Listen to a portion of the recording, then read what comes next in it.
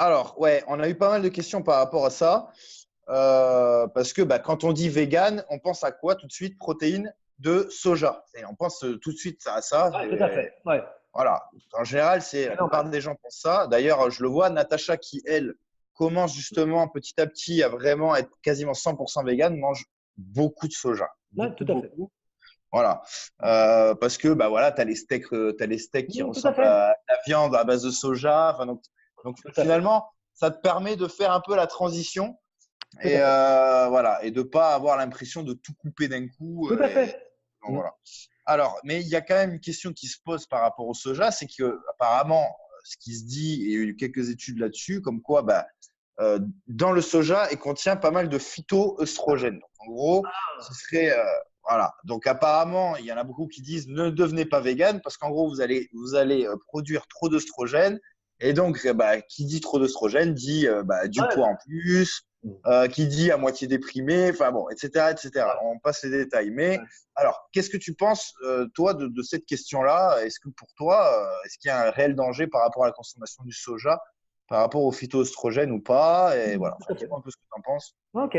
Le fait, c'est que c'est vrai que le premier produit de substitution, produit laitier et tout, ils ont utilisé donc le soja, parce que le soja, c'est ce qui se produit en très grande quantité au niveau. Alors, le problème aussi, c'est qu'on trouve beaucoup de soja GMO, c'est très pas JMO, vegan. ça veut dire quoi? Ah, JMO.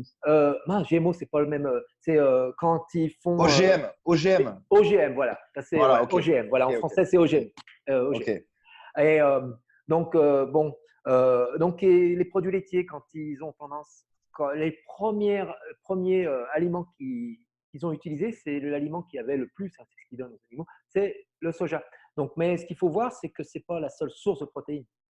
Protéines de chanvre, chiacides, tu as des quantités d'aliments même qui contiennent plus de protéines que le soja, où l'on peut avoir son apport de protéines.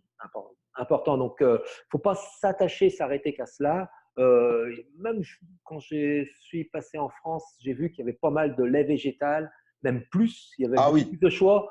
énorme. C'est énorme. Mélanger Ouais. différents types de lait de soja et tout, de lait végétal. Mais c'est vrai qu'il y a tofu, il y a ces choses-là, c'est à base de soja.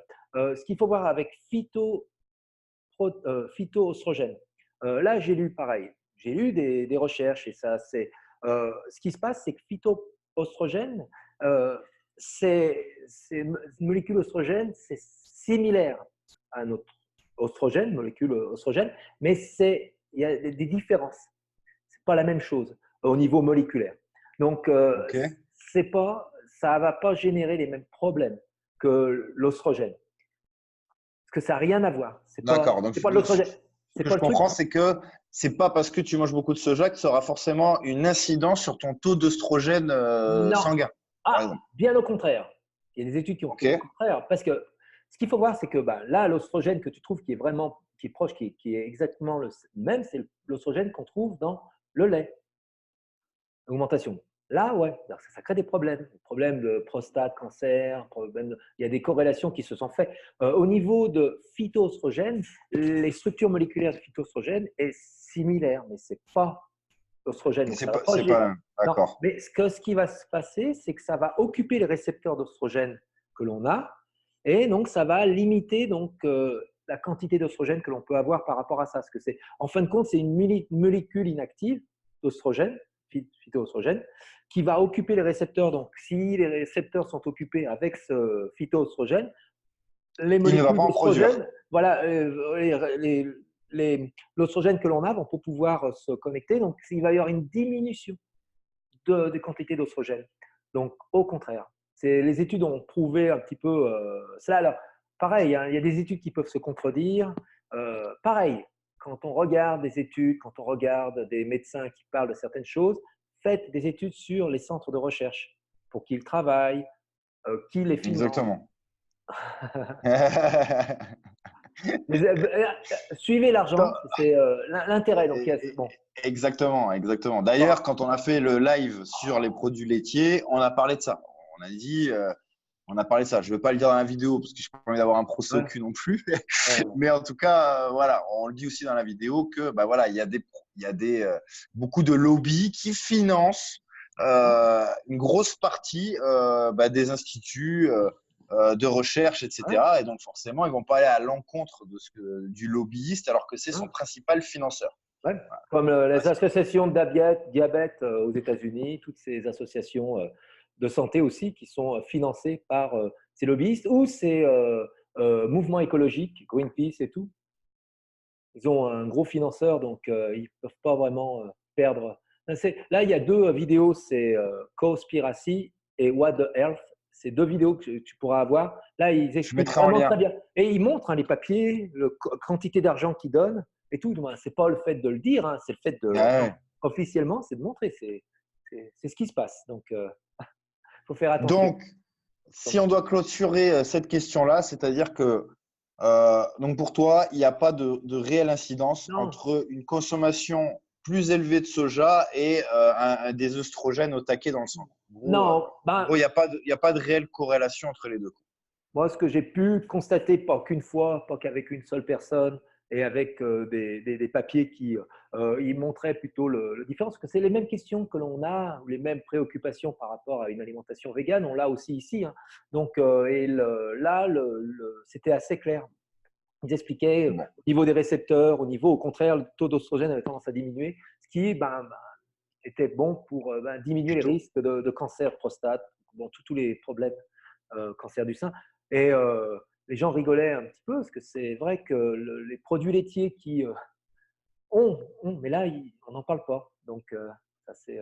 Des fois, Ouais, c'est étonnant. justement, est-ce que tu peux répéter ce chiffre-là? C'est-à-dire que dès qu'on consomme un produit laitier, Bah, tu m'as dit que c'était quoi le chiffre? Parce que c'est quand même assez bah, hallucinant. moi, j'ai vu une personne, donc ce que j'ai pu retirer, c'était on arrivait à augmenter son taux d'ostrogène jusqu'à 26% après consommation dans les 30-60 minutes. Alors, ça a été. Toujours pareil, Ça à a été vérifié. regrouper, à À vérifier, regrouper, mais en à tout cas, vérifier.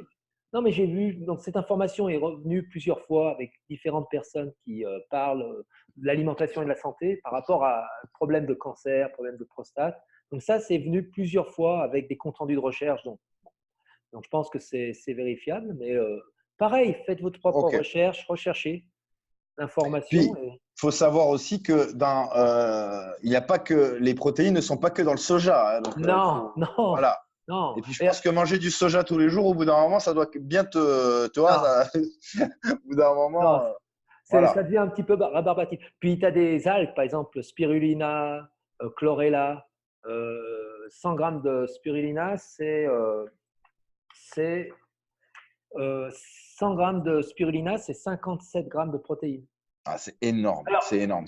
tu ne manges pas 100 grammes de spirulina. Ah non, ah, non, non, Mais bon, c'est c'est sûr. pour dire, bon, tu trouves des protéines avec un aminogramme, ou des fois, il y a certains aminogrammes essentiels qui ne sont pas, mais tu arrives à retrouver si tu varies partout. Et tu as suffisamment de protéines et tu n'es pas obligé de manger qu'un élément comme le soja pour avoir Donc, ton apport protéinique. on revient un petit peu à la même chose, c'est varier vos plats. Ouais, tout à fait. Varier le type d'aliment que vous mettez dans votre assiette pour avoir un aminogramme complet et ne pas, par exemple, manger que du soja dans les protéines et des choses comme ça.